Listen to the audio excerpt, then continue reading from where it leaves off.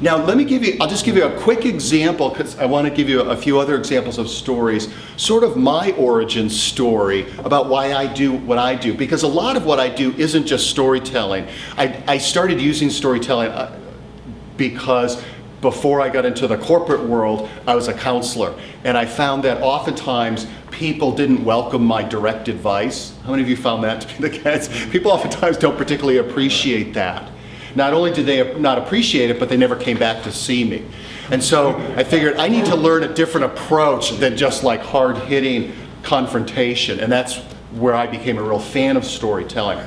But the bigger picture, and it's funny, you know how sometimes, and this is one of the values of being in a group like this or working with an external consultant or coach, is oftentimes we don't see ourselves because we're ourselves.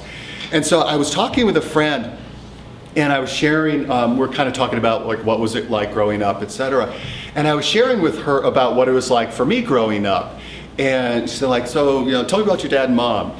And I don't know how many of you can relate to this, but my dad spent 30 plus years working in a job he despised. And working actually most of that for a person he despised. But he was never willing to do something about it. So instead what he would do is he would come home in this horrible mood and then take out his mood on us.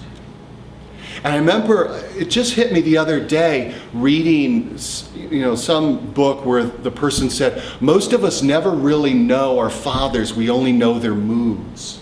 I remember thinking, man, you've been reading my mail. I know what that's like.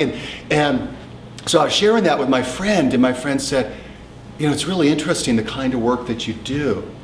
Because even though on the surface, what I do is about how to be a better communicator, how to be a better leader, how to be a better manager, how to engage people in constructive conversations around really important issues, the subtext that she totally saw, and I wasn't connecting the dots, was how do you make the workplace a more humane place?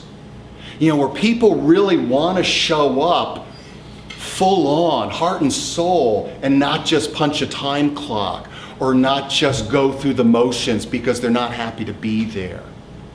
So that's sort of my origin story in part about why I do what I do.